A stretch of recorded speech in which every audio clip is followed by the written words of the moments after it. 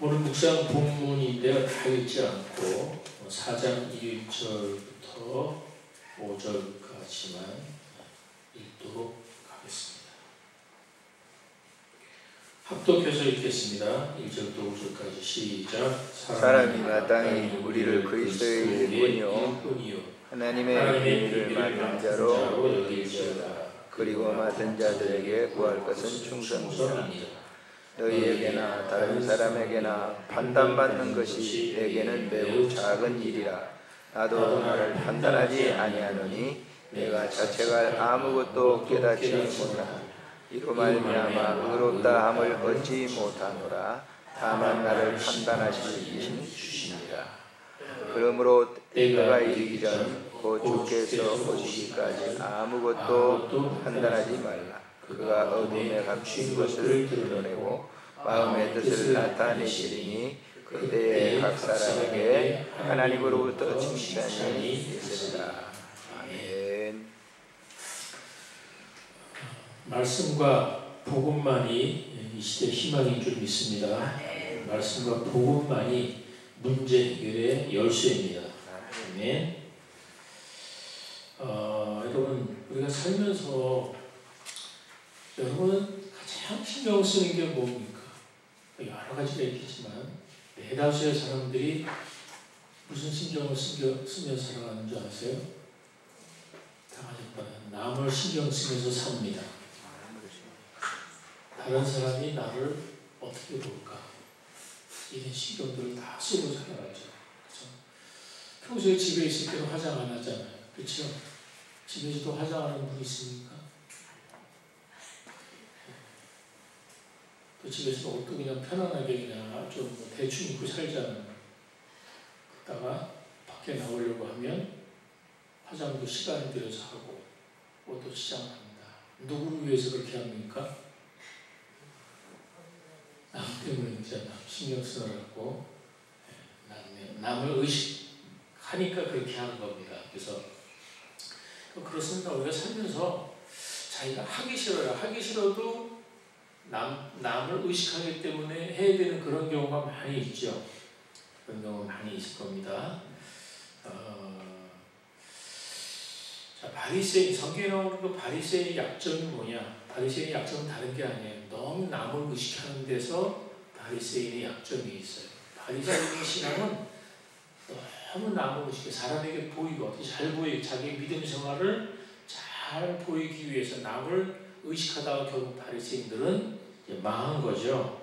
그래서 남을 의식하다가 결국은 영성도 잃어버리고 경건도 잃어버리고 예수님께 심한 책망을 들었습니다. 사람의 판단에 너무 매달리면 이제 그런 일들이 일어납니다.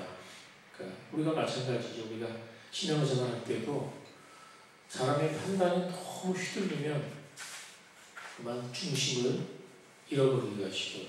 가령 우리가 주의를 이제 한단 말이죠. 주의를 할 때, 주의를 할 때, 그가 다 어떤 일이 되냐면 주님을 보고 해야 됩니다. 주님을 바라보고 해야 되겠죠. 그리고 그 자원에서 하는 일이 되어야 돼요.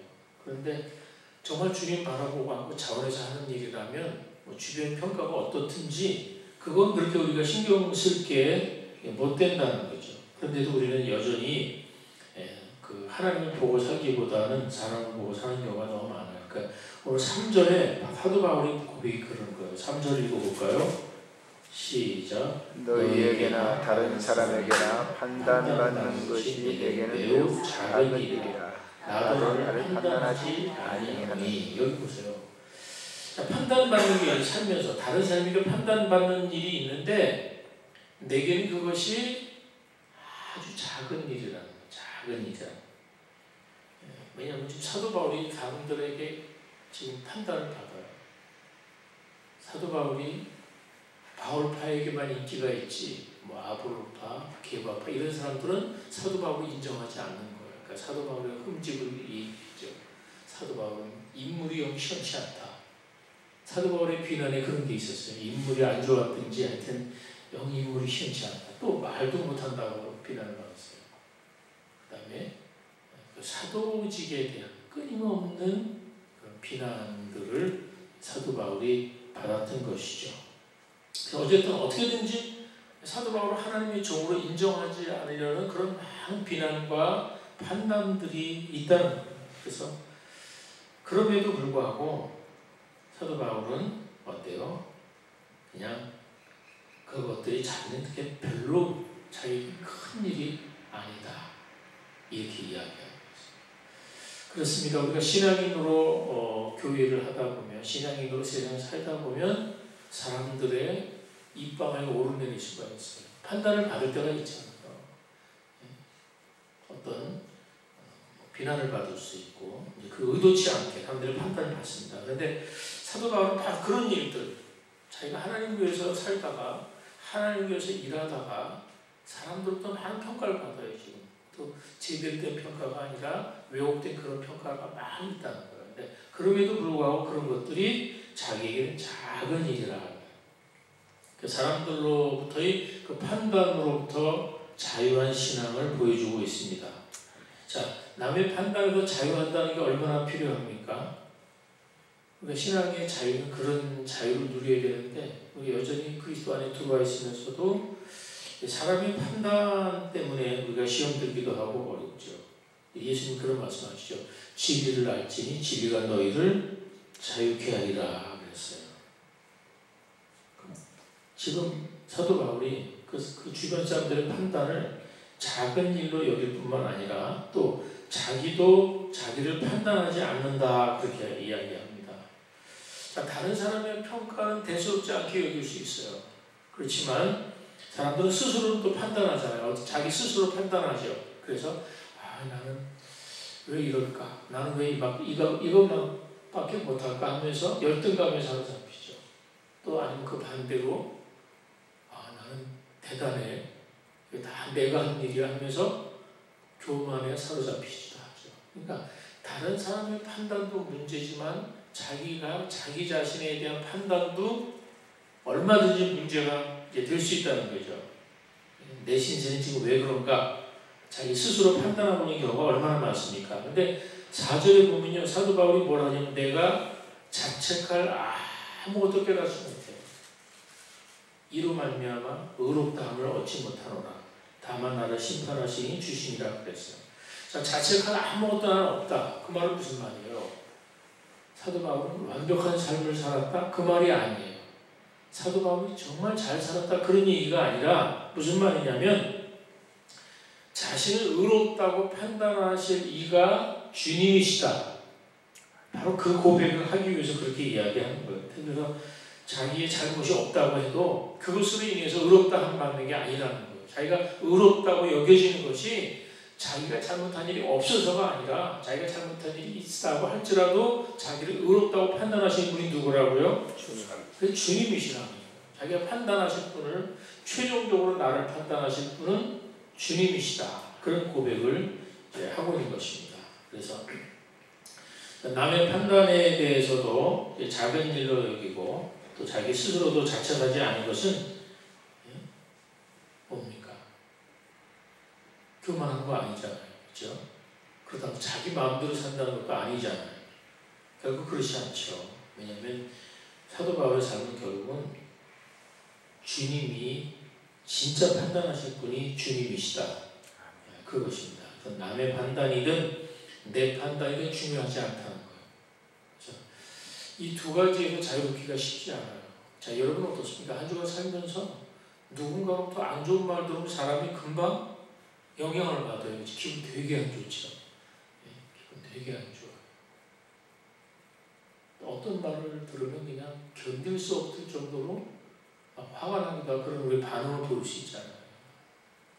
또 그런 거 하면 또 자기 자신이 자기 스스로에 대해서 판단을 해요.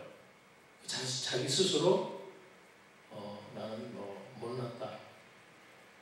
나는 이것밖에 안 돼서 열등감이 시달리구나. 막 이런 것 속에서 사람들이 많이 헤어나지 못하는 거를 이제 많이 보게 됩니다. 그래서 남에 대해서만이 문제가 아니라 자기 스스로에 대해서도 우리가 얼마나 자기 자신을 잘못 판단하는 경우가 많이 있는데 오늘 바울이 그렇게 말하는 거 보니까 남의 판단이든 나야 자신의 판단도 그렇게 중요하지 않다. 왜 그래요? 자기는 하나님의 판단이 가장 중요하다는 걸 알았기 때문입니다. 예? 바울이 그렇게 말할 수 있었던 것은 우리를 판단하고 심판하시는 분이 사람들이 아니라 하나님이시라는 얘기예요. 그래서 그런 게 굉장히 중요한 것 같아요. 그래서 자유롭기가 쉽지 않은데 설교자는 그런 유혹이 있어요. 저도 설교자로서 설교를 잘하고 싶은 유혹, 잘하고 싶은 그런 유혹이 늘 있어요. 근데 설교를 잘하고 싶은 그 유혹은 어떤 거냐면 사람들이 듣기 좋은 설교를 하기 쉽다는 거예요. 사람들이 들어 좋은 설교가 있어요. 사람들이 들었을 때 원하는 그런 설교들이 있어요. 물론 그런 설교가 다 틀렸다는 것은 아닌데, 근데 정말 중요한 것은 사람들이 듣기를 원하는 설교를 하는 것이 아니라 하나님이 말씀하기를 원하는 걸 하는 게 중요합니다. 아멘. 아멘입니까? 네. 여러분도 마찬가지죠. 설교자에게 요구하는 것은 우리가 듣고 싶은 얘기를 해주십시오가 아니라 정확한 하나님의 음성을 전해주십시오. 이게 여러분의 요구가 되어야 될 줄 믿습니다. 그래서 저는 비교적으로 설교를 잘하려고 신경을 안 써요. 요새는 그냥 잘하려고 신경 쓰기보다는 그냥 제가 제일 지금 중요하게 생각하는 건 내가 지금 바르게 전하고 있는가, 이 진리에 부합하게 바르게 전하고 있는가. 저는 설교를 준비하고 우리 박목사님도 그러시겠지만 설교 준비하고 제가 점검하는 건 그거야. 이것이 성경에서 어긋나거나 하나님 원하시는 어떤 본문의 메시지하고 동떨어진 걸 전하는 건 아닌지. 그래서 마지막 제가 점검하는 건 그걸 점검을 해요. 바르게, 바른 진리인가. 제가 오늘 이 간단한 짧은 이야기지만 이 사도 바울의 이 판단의 문제를 이야기하면서 여러분에게 말씀드리고 싶은 것은 좀 무슨 일을 하더라도 우리가 하나님을 좀 바라보고 하자는 거예요. 아멘입니까? 아멘. 좀 남 좀 바라보지 말고 또 나 자신의 어떤 성향 이런 거 바라보지 않고 하나님만 바라보자는 거예요. 그래서 하나님이 괜찮다고 그러면 괜찮은 겁니다. 하나님 앞에서 내가 정말 하나님 앞에 떳떳하게 바르게 서 있다고 말씀의 원리에 입각해서 서 있다고 하면 다른 사람이 뭐라고 하든 그건 중요하지 않아요. 우리는 하나님 뭐라고 하는 것보다도 사람이 뭐라고 하는 거에 굉장히 예민해요. 그래서 신자가 사람보다 하나님을 더 두려워하는 마음으로 살아갈 때 자연히 이제 사람의 반응에 대해서는 조금 이렇게 자유해질 수가 있습니다. 그런 쪽으로 나갈 수 있어요. 근데 하지만 하나님만 바라보고 일한다는 것이 그렇다고 해서 사람을 무시해버리라는 말이 아니에요. 아니면 자기 감정이나 생각대로 하는 그런 말이 아니죠. 왜냐하면 신자는 무엇을 해도 그때 몸을 우리가 떠날 수 없어요. 그러니까 어떤 생각을 해도 교회에 유익이 되어야 됩니다. 교회에 덕이 되어야 됩니다. 그러니까 어떻게 하는 것이 교회에 유익이 되는가 이 기준만 서 있으면 돼요. 그러니까 항상 내 기준이 아니라 주님의 기준이고 주님의 기준이라고 말할 때 또 한 가지 중요한 원리는 뭐냐? 교회 공동체가 기준이 되어야 돼. 이렇게 하는 것이 공동체의 유익이 되는가?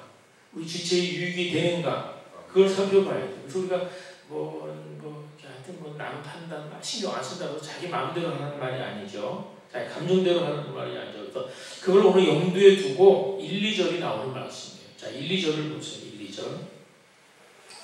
1, 2절 시작. 사람이 마땅히 우리를 그리스도의 일꾼이요 하나님의 비밀을 맡은 자로 여길지어다. 그리고 맡은 자들에게 구할 것은 충성이니라. 충성이니라. 여러분 잘 아는 구절이죠? 이 구절은 주로 헌신 예배 때 구절 많이 말씀하죠. 또 무슨 임직식 같은 데 가면 이제 이 구절 많이 합니다. 임직식, 뭐 집사 임직, 장로 임직 이런 데 경우에 이제 빠지지 않고 등장하는 구절인데요. 그래서 충성을 이야기할 때 이 구절을 많이 이제 인용을 이제 합니다. 근데 오늘 본문의 원래의 의도는 그런 의도가 아니에요. 교회 충성하라는 의도가 아니에요. 교회 충성하고 헌금 많이 하고 하여튼 교회 충성해 뭐 이런 메시지의 그 어떤 중심이 있는 게 아니에요. 자, 우선 일꾼이라는 말부터 우리가 오해하기 쉬워요. 우리가 일꾼 그러면 우리는 흔히 교회에서 직분 받은 사람 생각하잖아요. 집사, 장로, 권사, 어떤 직책. 자, 그런 사람들을 우리가 보통 일꾼이라고 이야기를 하잖아요. 근데 본문에 보면요, 잘 보세요. 본문에 보면 누구를 일꾼이라고 부르고 있습니까? 누가 일꾼이지? 1절 보면 그리스도 일꾼하고 하나님의 비밀을 맡은 자는 어때요? 같은 의미예요. 같은 의미. 무슨 말인지 아시겠어요? 자, 그리스도의 일꾼이나 하나님의 비밀을 맡은 자 같은 의미예요. 그래서 그리스도의 일꾼은 뭐냐 그러면 하나님의 비밀을 맡은 자가 그리스도의 일꾼이에요. 집사, 장로, 뭐 직책을 말하는 게 아니라 그리스도의 일꾼은 뭘 말한다? 하나님의 비밀을 맡은 자를 의미하는 거예요. 그래서 하나님의 비밀을 맡았다는 게 무슨 뜻이겠습니까? 이거는 목사님 얘기인가 보다. 뭐 그렇게 혹시 생각할 수 있지 모르지만 또 그것도 틀린 거예요. 물론 목회자는 이제 하나님의 비밀을 전해야 되는 그 뜻이지만, 자, 하나님의 비밀, 하나님의 비밀이 뭘까요? 자, 하나님의 비밀은 그리스도의 십자가입니다. 그 고린도서에서 말하는 하나님의 비밀은 뭐냐? 십자가예요. 십자가의 도. 그래서 사람들에게는 어리석다 이런 얘기예요. 어리석어. 그리스도 십자가 이게 다 비밀입니다. 당시 비밀이라고 보통 이야기하고 있는데, 자, 그러면 우리가 그리스도를 알고 십자가를 아는 사람은 다 그리스도의 비밀을 맡은 자입니다. 무슨 말인지 아시겠어요? 그러니까 여러분이 다 그리스도의 일꾼이에요. 그리스도인 목사 포함해서 모든 그리스도인들은 그리스도의 일꾼이에요. 왜 그래요? 그리스도를 알고 십자가를 알기 때문입니다. 그것이 그리스도의 비밀을 안다고 말해요. 그리스도의 비밀을 알고 있는 자, 알고 있는 자.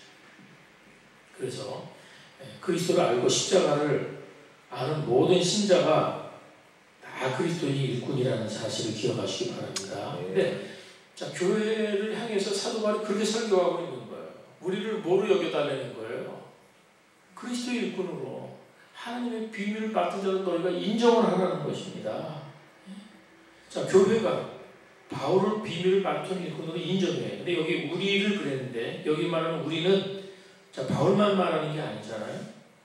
고린도 교인들도 여기에 포함돼요. 고린도 교인들도 비밀을 맡은 자. 또 그러면 여기 앉아있는 저와 여러분은 뭐예요? 여기에 들어가요. 여기 앉아있는 저와 여러분도 똑같이 그리스도의 그 일꾼입니다. 그래서 우리가 우리 자신을 스스로 나는 그리스도 일꾼이라는 게 인정하는 게 필요해요. 자기 스스로가 인정을 해야 돼요. 나는 그리스도의 비밀을 맡은 자다. 인정을 해야 되니까. 자, 우리가 주님 나라를 세워가는 데 있어서 자기가 자기 인정하는 게 굉장히 필요합니다. 자기 주장이 굉장히 필요해요. 그래서 뭐 남이 나를 뭐라고 여겨주느냐보다 더 중요한 게 뭐냐? 내가 나를 어떻게 보느냐가 중요하죠. 사도 바울은 뭐예요? 그리스도의 일꾼이요 하나님 나라의 비밀을 맡은 자다는 자기 정체성, 자기 인정을 하고 있다는 것입니다. 그래서 그런 생각을 합니다. 우리가 교회가 좋은 교회로 갈수록 뭐가 있냐면 좋은 교회로 갈수록 자기 인정을 잘해요. 그 부분은 어떻게 되냐?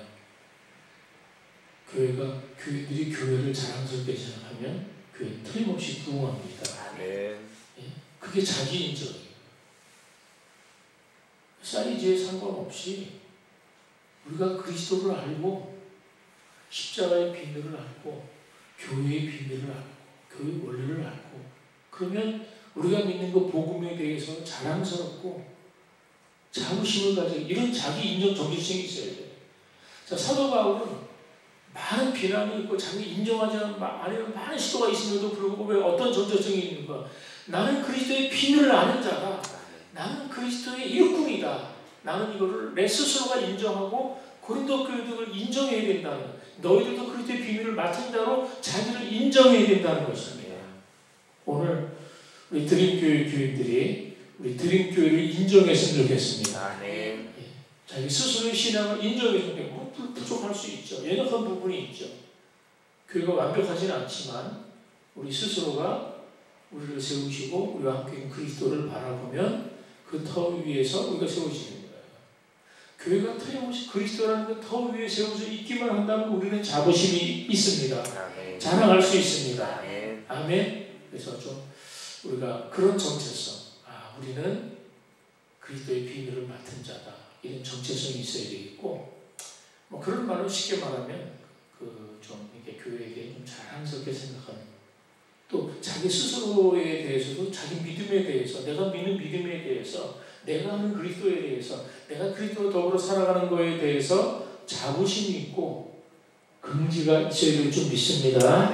아멘. 그래서 그 성도들이 자기 자신과 교회에 대해서 그런 확신, 그러니까 사도 바울이 가졌던 그 확신이 있기 때문에 삶의 평판 때문에 휘둘리지 않고 자기 자신의 어떤 성향 때문에 휘둘리지 않아요.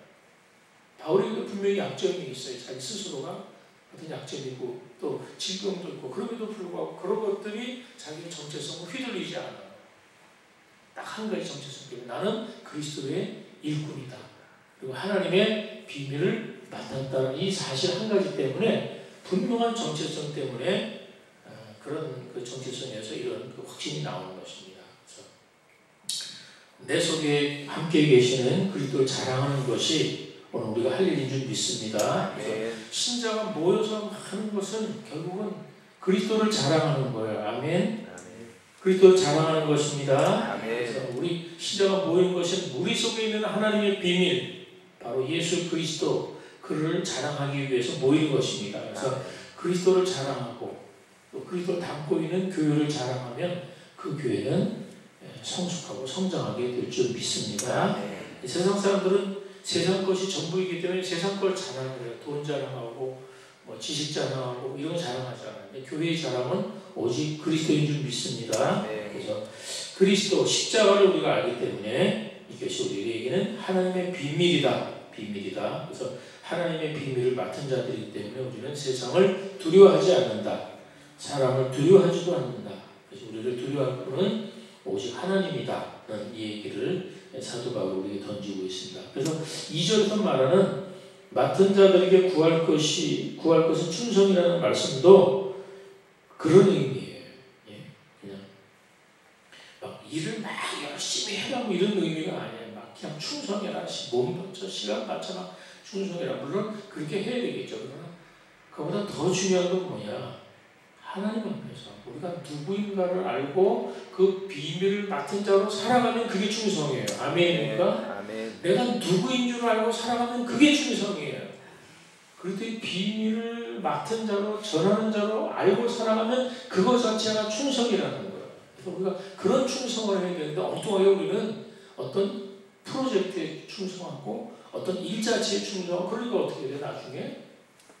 그리스도의 터 위에 서 있지 않으니까 시험 드는 거예요. 누가 한마디 하면 푹 다운되고, 누가 뭐라 그러면 그냥 막 팔을 그냥 그것 때문에 막 시험 들기도 하고 막 흔들리는 거예요. 충성이라는 것은 결국은 관념적인 게 아니고 구체적으로 그리스도의 터 위에 신실하게 굳건하게 서 있는 것이 충성입니다. 아멘. 그래서 우리의 충성은 기억하시기 바랍니다. 우리의 충성은 사람에게 잘 보이기 위한 충성이 아니라는 사실입니다. 우리는 하나님께 속해 있습니다. 하나님의 종이기 때문에 하나님이 시키시는 대로 하는 것입니다. 그래서 설령 그렇게 하다가 어떤 어려움이 있을 수 있고, 어려움을 당한다고 할지라도 내가 깨달은 그 하나님의 비밀, 그것 때문에, 그게 너무나 놀라운 것이기 때문에 그 비밀을 맡았다는 그 한 가지 사실 때문에 다른 어떤 건 다 극복해야 될 줄 믿습니다. 그래서 오늘 사도 바울이 말하는 것은 다른 판단받는 것도 작은 일이고 전 아무것도 아닌 것을 여겼고 오직 주님만 판단하실 것을 알았기 때문입니다. 이 마지막 때에 우리를 판단하실 하나님을 바라본다면 사람을 두려워하지 않게 될 줄 믿습니다. 그 무엇도 두려워할 필요가 없습니다. 하나님의 비밀을 맡은 자로 충성하시기 바랍니다. 충성은 흔들리지 않는 거죠. 흔들리지 않는 거죠. 흔들리지 마세요. 왜 흔들립니까? 그리스도의 터 위에 정말 서 있으면 어떤 일이 어떤 사람을 흔들리지 않습니다. 사람을 두려워하지 않습니다. 자, 우리가 지금 충성을 못하고 있다면, 우리가 헌금을 잘 못하는 것도 사실은 자기가 누군지 잘 몰라서 못하는 거예요. 자기의 신분을 알면 그런 게 두렵지 않아요. 그게 힘들지 않아요. 그래서 하나님 앞에 온도